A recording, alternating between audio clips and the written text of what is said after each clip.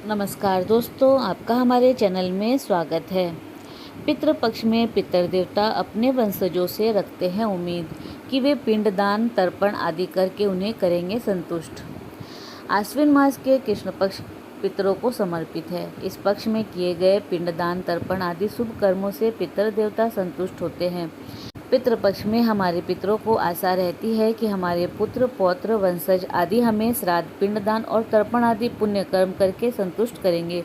यही उम्मीद लेकर पितर देवता पितृलोक से धरती पर आते हैं। यदि इन्हें पिंडदान, फल फूल या तिलांजलि नहीं मिलती है तो वे अप्रसन्न होकर अपने धाम लौट जाते हैं।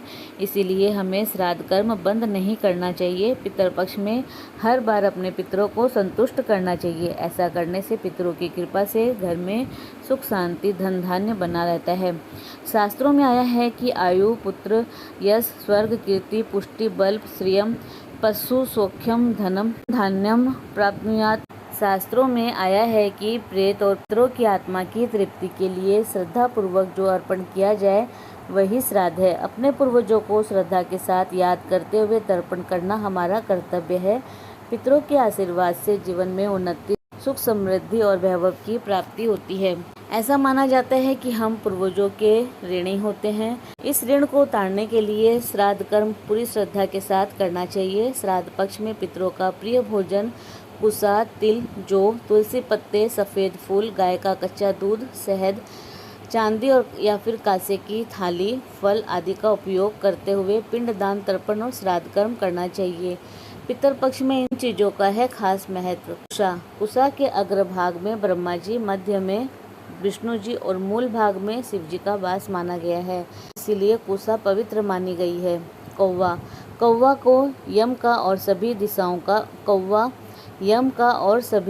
का प्रतीक है। श्राद्ध का एक अंश कौवों को भी इसीलिए दिया जाता है। गाय को वैतरणी नदी से पार लगाने वाली माना गया है, इसीलिए दैनिक जीवन में गाय को भोजन जरूर देना चाहिए। मान्यता है कि मृत्यु के बाद आत्मा को वैतरणी नदी पार करनी पड़ती है। कुत्ता यानी कि श्वान को यमराज का वाहन माना जाता है, इसीलिए इसे भी भोजन देना चाहिए। दोहित्र यानी कि पुत्री का पुत्र, उसे भी श्राद्ध पक्ष में पवित्र माना गया है। कुतब बेला यानी कि दोपहर का समय, भूरे या काले तिल, ये श्राद्ध में पवित्र माने गए हैं। श्राद्ध करने वालों के लिए क्रोध, यात्रा और श्राद्ध करने में शीघ्रता, ये तीनों वर्जित है। मान्यता है कि पितृकर्म देवताओं की पूजा करने से भी ज़्यादा महत्वपूर्ण और फलदायक है। पितृकर्म बहुत सावधानी से करना चाहिए। पितृपक्ष में ब्रह्मचर्य का पालन करें। किसी भी प्रकार के नशीले पदार्थों का सेवन ना करें। श्राद्ध कर्म के अंत में क्षमा प्रार्थना करें। श्राद्ध के लिए शुभ माना गया है दिन का 8वां मुहूर्त। इस वक्त किए गए श्राद्ध से पूरी तरह संतुष्ट होते हैं पितर। अथर्ववेद में कहा गया है कि आश्विन महीने के दौरान कन्या राशि में सूर्य होने पर करने चाहिए पितृकर्म, यही श्राद्ध पक्ष है। आश्विन महीने के कृष्ण पक्ष बहुत अच्छे माने गए हैं, क्योंकि ग्रंथों के अनुसार कृष्ण पक्ष को पितरों का दिन और शुक्ल पक्ष को रात बताया गया है। अथर्ववेद में कहा गया है कि जब आश्विन महीने के दौरान सूर्य कन्या राशि में हो तब पितरों के लिए श्राद्ध किया जाना चाहिए। शास्त्रों में दक्षिण को पितरों की दिशा मानी गई है। वहीं चंद्रलोक में पितरों का वास माना जाता है। ज्योतिष के मुताबिक आश्विन मास के कृष्ण पक्ष में चंद्रमा पृथ्वी के करीब आ जाता है, इसीलिए इन दिनों में पितरों के लिए श्राद्ध और तर्पण का विधान है। श्राद्ध के लिए दिन का 8वां मुहूर्त होता है शुभ।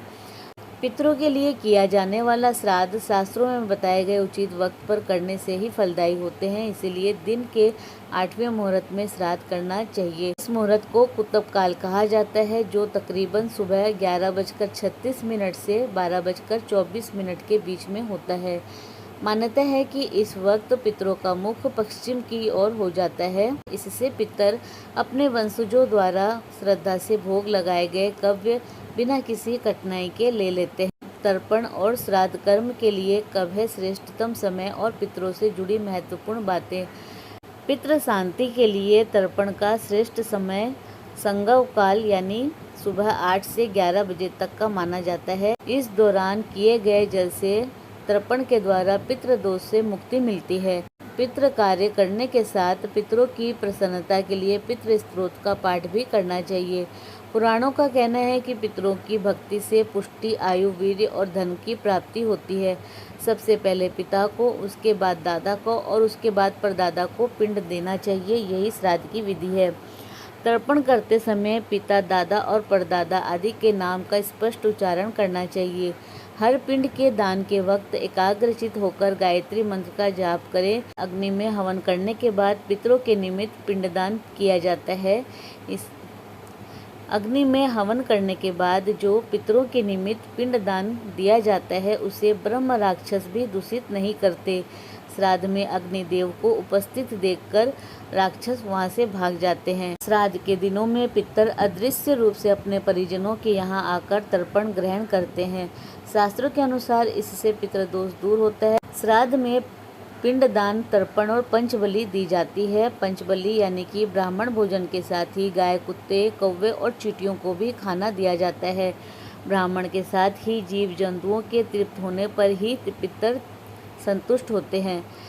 पितरों के निमित्त तर्पण कुसा हाथ में रखकर किया जाता है। इसके अलावा तर्पण जल में काला तिल, पुष्प और दूध मिलाकर किया जाता है। तर्पण दक्षिण दिशा की तरफ मुख करके किया जाता है। तर्पण के समय पूरा ध्यान पितरों की ओर ही होना चाहिए।